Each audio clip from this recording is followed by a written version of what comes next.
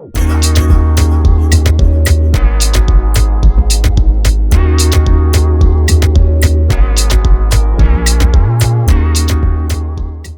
and welcome to our very first FPL show here on Naija Football Talk.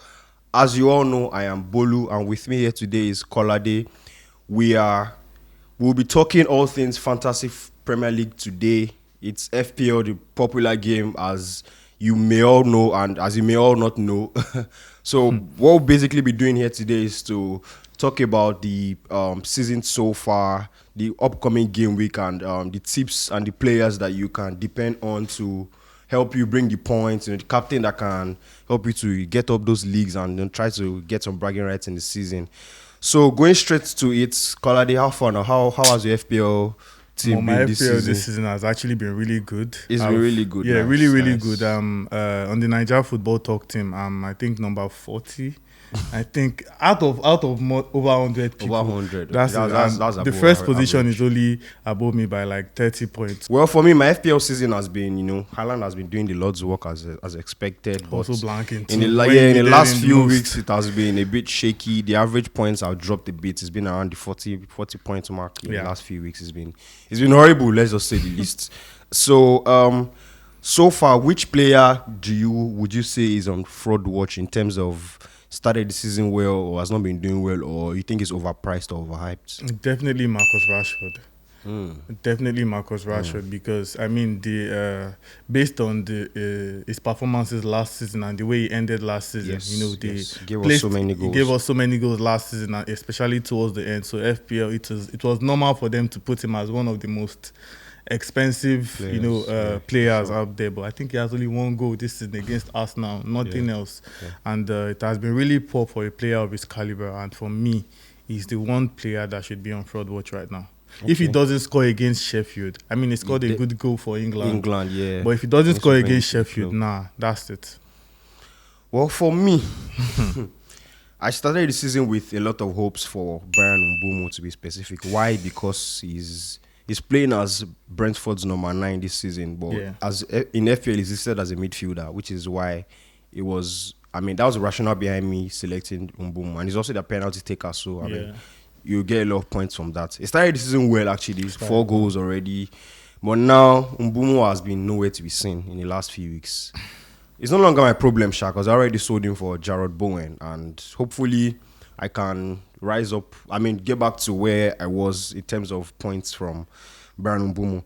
So, now that we've talked about, we've got that out of the way, we need to move into the next game week, which is game week 9. Game week 10? 9. Okay. So, in the next segment, we're moving into the next...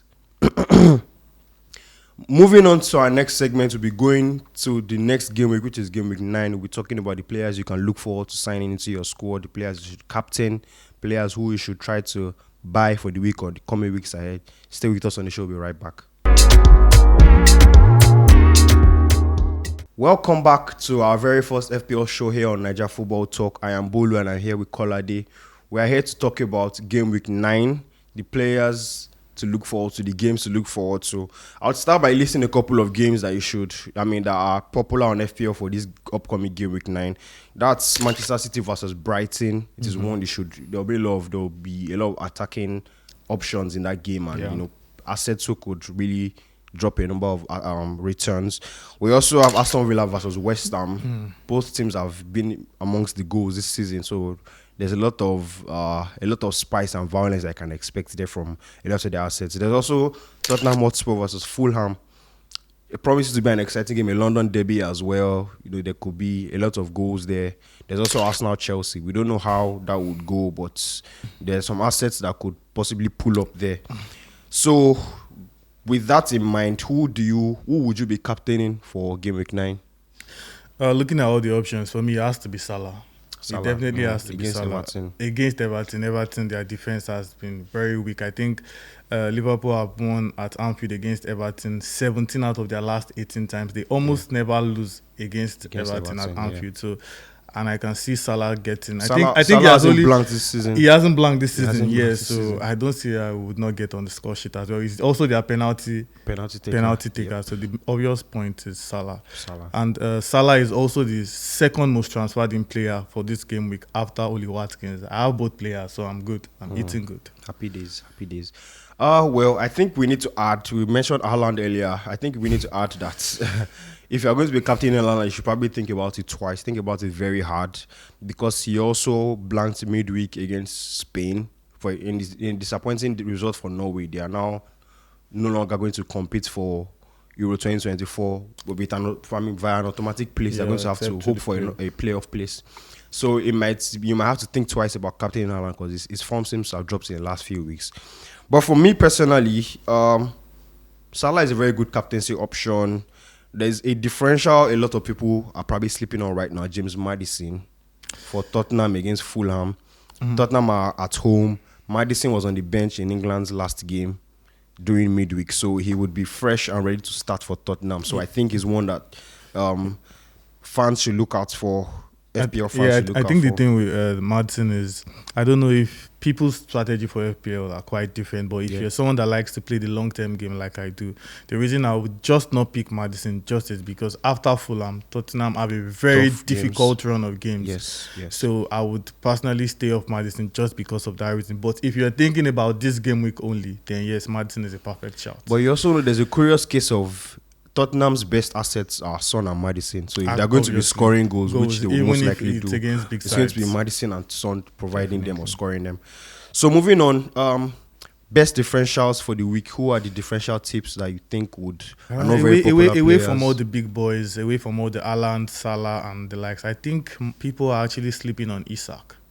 Alexander Isak. Yeah, he scored a brace against West Ham, and now they are taking on Crystal Palace. They are at home. They seem to be high on confidence at the moment. I think Isak can actually get, something out of that game. And also, obviously, Watkins, is actually getting the respect. Yeah, he's in form now. Lately, he's on form right now, and he's the most transferred in player. So I think it's not really a differential. But for me, Isak can actually get, something out of that game. And also, obviously, Watkins, is actually getting the respect. Yeah, he's in form now. Lately, he's on form right now, and he's the most transferred in player. So I think it's not really a differential. But for me, Isak is someone that could stand out, as well as Jared Bowen.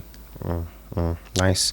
Well, from me, we have Nottingham Forest at home against Luton. Nottingham Forest have won a couple of games at home already. They're a much better home team than they are away, which is why you should have someone like Morgan Gibbs-White in your squad against Luton Town. He's one of Nottingham Forest's biggest attacking assets, and certainly he has been producing already this season, and you should probably get him in your team. We also have a name like Anthony Gordon at home against Crystal Palace. Anthony Gordon has actually got most of all of his attacking returns this season at home at St. James's Park, so you should probably look to get him in your team.